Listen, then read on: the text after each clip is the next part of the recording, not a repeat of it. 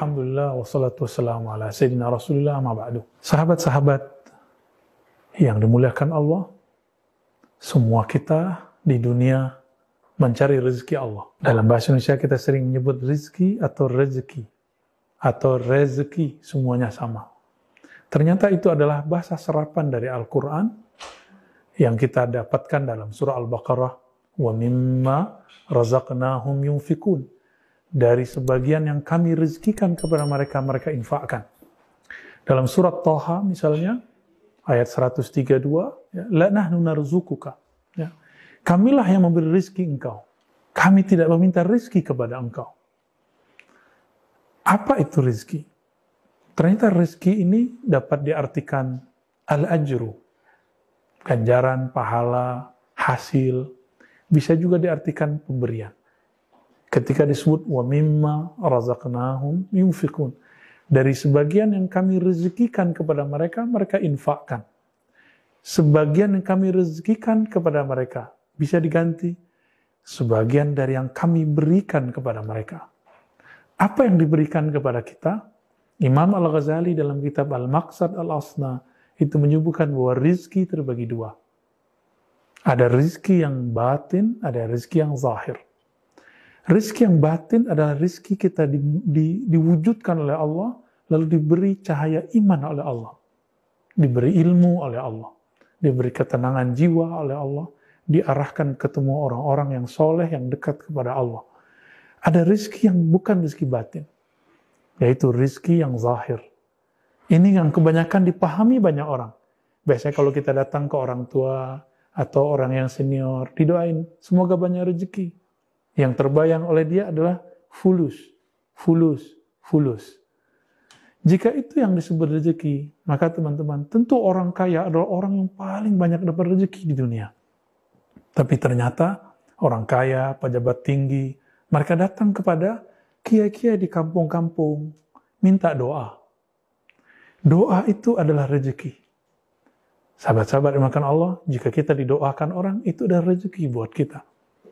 Apa yang mahal dari kolbu sang kiai, sang ulama, syekh, ternyata kekuatan doanya. Maka orang-orang yang dapat kesempatan berdoa dan punya keyakinan berdoa, itulah rezeki terbesar.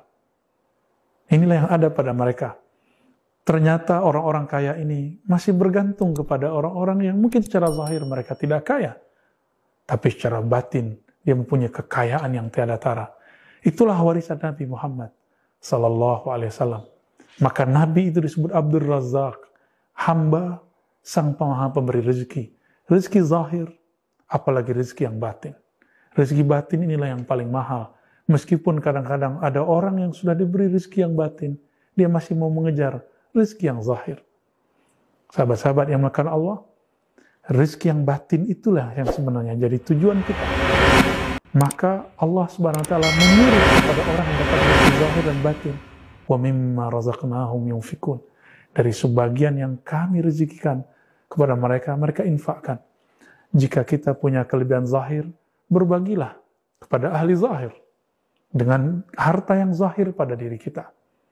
Jika kita punya ilmu, punya ilmu kerohanian, ketenangan jiwa, maka berbagilah ilmu mencapai ini kepada orang-orang yang mencarinya. Bagikan kepada mereka, jadikan sebagai zakat pengetahuan kita. Inilah yang dikatakan Imam Ibrahim Ibn Adham. Apa kata beliau kepada ahli hadis yang saat itu sibuk dengan ilmu hadisnya, lupa kemudian mengajarkan hadisnya. Apa kata beliau? Addu zakata ulumikum ya ahlal riwayah, ya ahlal hadis. Tunaikanlah zakat hadismu, zakat ilmumu, wahai ahli riwayat. Setiap kali ada 100 hadis, tunaikan 1 hadis sampaikan kepada orang. Tunaikan kepada orang, ajarkan kepada hamba-hamba Allah Subhanahu wa taala.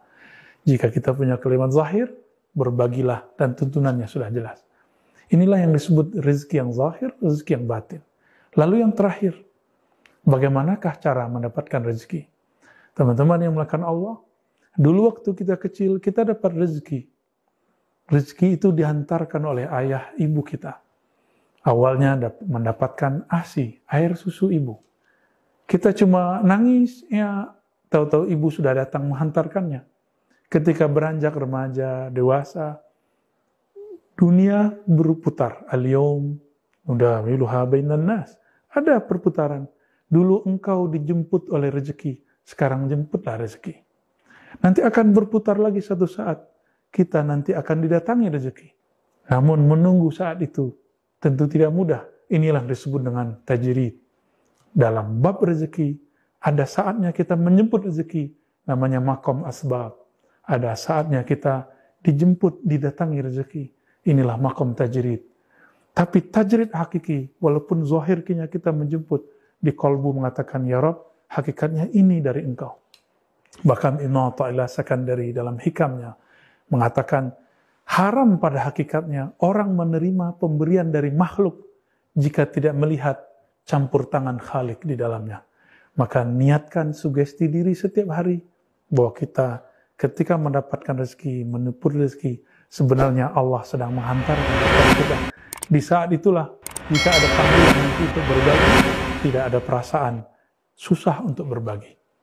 Semoga Allah memberi rezeki zahir, batin ke dalam diri, lalu kita bisa merasakan makom asbab menjemput. Dan terkadang kita dijemput, didatangi oleh rezeki. Amin ya rabbal alamin. Wassallallahu ala nabiyina Muhammad.